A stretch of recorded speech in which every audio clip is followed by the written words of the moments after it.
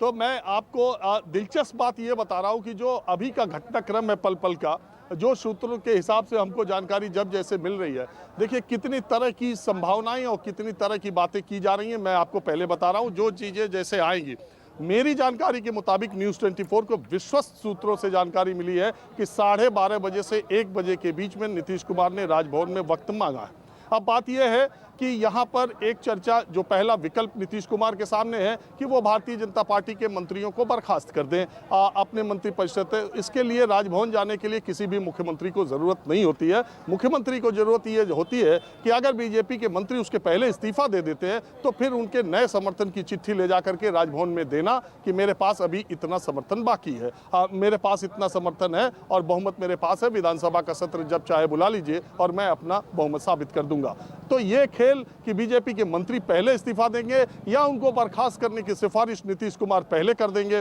इसके बाद 12:30 बजे के 1 बजे के बीच में जब नीतीश कुमार राजभवन जाएंगे तो अपना इस्तीफा दे करके दूसरी सरकार का दावा पेश करेंगे, या उसके पहले बीजेपी के मंत्री इस्तीफा दे देंगे तो वो इस महागठबंधन के पत्र का इस्तेमाल अपने विधानसभा में बहुमत साबित करने के लिए करेंगे। तो मैं आपको ऐसे जो घटनाक्रम जिस तेजी से बदल रहा है, ऐसा बताया जा रहा है कि बिहार के जो बीजेपी के एमएलएज हैं उनको इंस्ट्रक्शन दिया गया है। और इसी तरह आपको पता ही है, बिहार आपसे ज़्यादा अच्छे तरीके से कोई नहीं जानता कि मैं जहां पर खड़ा हूं, नीतीश कुमार का घर जहां पर जेडीयू की विधायक दल की बैठक हो रही है और जहां पर सांसद भी हैं, और जहां राजभवन में राज्यपाल कल रात को ही लौट आए थे और उनको कल दिल्ली भी जाना है पूर्व निर्धारित कार्यक्रम के मुताबिक। ये सारी दूरी 800 मीटर या 1 किलोमीटर के बीच में ही है और ये सारी खिचड़ी जिस पे देश की निगाहें लगी हुई हैं इन 3 घरों में पक रही है। निश्चित तौर पर भारतीय जनता पार्टी भी, मुझे पक्का यकीन है कि अपनी कोई न कोई रणनीति बना रही होगी।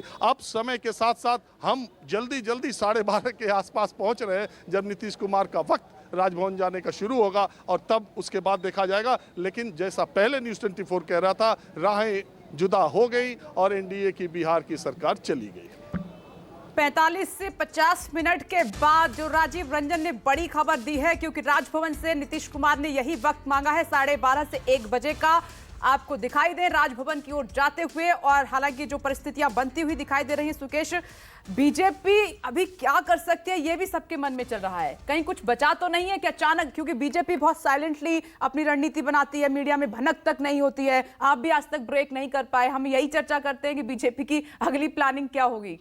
देखिए, बीजेपी भी स्मार्ट पॉलिटिकल ऑब्जर्वर और ऑब्जर्वर ही नहीं, प्लेयर है।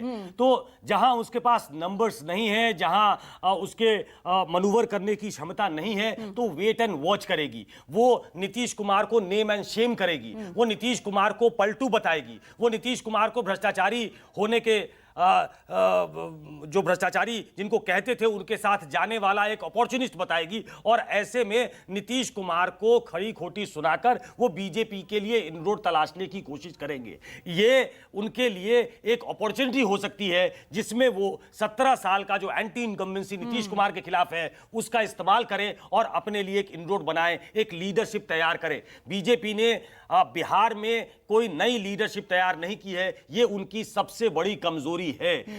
योगी आज की तारीख में उत्तर प्रदेश में एक एस्टैब्लिश्ड लीडर के तौर पे उभर आए हैं और इसलिए स्मूथ सेलिंग है कि नरेंद्र मोदी और योगी एक बहुत ही मजबूत कॉम्बिनेशन, एक दूसरे को संबल देने वाले कॉम्बिनेशन बनते हैं। बिहार में सुशील मोदी के राजनीतिक तौर पे नेपथ्य में जाने के बाद बिहार की राजनीति से वो एक बड़ा चेहरा वहां तैयार नहीं कर पाई है, ये उसकी सबसे बड़ी कमजोरी है। मुझे लगता है कि आज का जो राजनीतिक घटनाक्रम है उसके बाद सारी कोशिश बिहार में बीजेपी को और बीजेपी लीडरशिप को मजबूत करने की होगी। फौरी तौर पे उनके पास बहुत ज्यादा ऑप्शन अभी दिखाई नहीं देता। कुछ ऑप्शन, जो एक तो हॉर्स ट्रेडिंग का ऑप्शन है, क्योंकि बीजेपी ऐसी पार्टी है कि वो भले ही पार्टियां हार मान लें लेकिन वो अंत तक हार नहीं मानती है।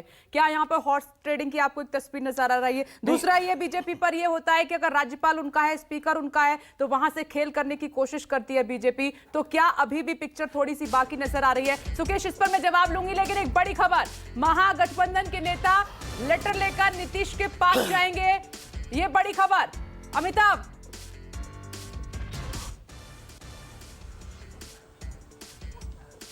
देखिए बिल्कुल, ये जो खबर आ रही है कि पहले महागठबंधन के जो नेता हैं, जो बैठक समाप्त हो गई, उसके बाद वो समर्थन पत्र लेकर नीतीश कुमार के पास जाएंगे और नीतीश कुमार वो समर्थन पत्र का लेटर लेके राज्यपाल के पास जाएंगे। और जो जानकारी आ रही है, कल शाम में ही राजभवन से समय मांगा गया था और समय उन्हें दे दी गई थी। इसके बाद जो आज जो है सबसे पहले नीतीश कुमार जाएंगे समर्थन पत्र लेकर, और उसके बाद दूसरी बार जो महागठबंधन के नेता है वो भी राजभवन जा सकते हैं अपने अपने समर्थन पत्र के साथ। 2 बार राजभवन के पास जा सकते हैं और ये बड़ी खबर है कि नीतीश कुमार समर्थन पत्र लेके राजभवन जाएंगे और जिसके लिए समय मिल चुका है। और दूसरी जो खबर ये है कि उसके बाद नीतीश कुमार के मिलने के बाद एक बार फिर जो महागठबंधन के नेता हैं तेजस्वी यादव के नेतृत्व में, वो फिर राजभवन जाएंगे वहाँ पे और राज्यपाल से मिलकर अपनी अपनी सहमति जो है उसके वो वहाँ पे बताएंगे और सहमति पत्र वहाँ पे देंगे। और देखिए इस वक्त जो है हम बीजेपी ये तारकिशोर प्रसाद के घर के सामने खड़े और यहाँ पे उसके पहले वो जो बैठक चल रही थी तारकिशोर प्रसाद थे और यहाँ पे जो संजय जायसवाल थे, दीपू भाई दलसानिया थे, लेकिन अब तमाम मंत्रियों को एक एक करके यहाँ पे बुलाया जा रहा है और तमाम मंत्री यहाँ पे पहुंच रहे हैं। और इस बात का अनुमान है कि अगर जेडीयू की बैठक में ये फैसला होता है बर्खास्तगी के पहले, ये तमाम मंत्री अपना इस्तीफा भी सौंप सकते हैं। इस तरीके की बैठक के अंदर के बाद जो चर्चा आ रही है, तमाम मंत्री यहाँ पे पहुंच रहे हैं और उनसे इस्तीफे का लेकर एक बार पहले ही बर्खास्तगी के पहले भी हो सकता है कि ये अपना इस्तीफा सौंप दे, क्योंकि जो डैमेज कंट्रोल चल रहा था वो बिल्कुल अब खत्म हो चुका है और ये स्पष्ट हो चुकी है कि अब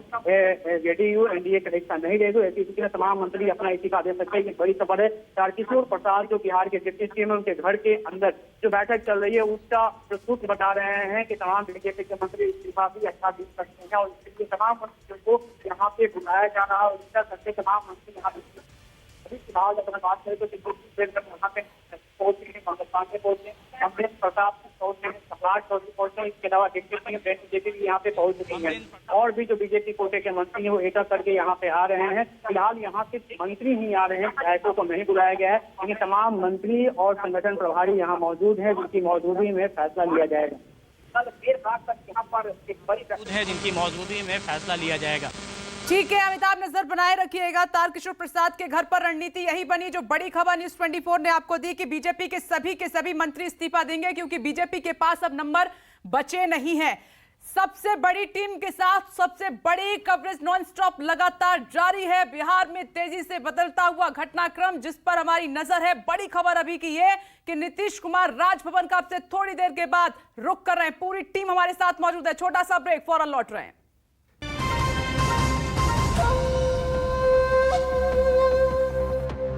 नमस्कार, मैं हूं मानक गुप्ता। अगर आपको हमारा ये वीडियो पसंद आया हो तो इसे लाइक और शेयर जरूर करें और हां, हमें सब्सक्राइब और फॉलो करना ना भूलें ताकि आप देश और दुनिया की कोई खबर मिस ना करें। तो जुड़े रहिए हमारे साथ और देखते रहिए न्यूज़ 24।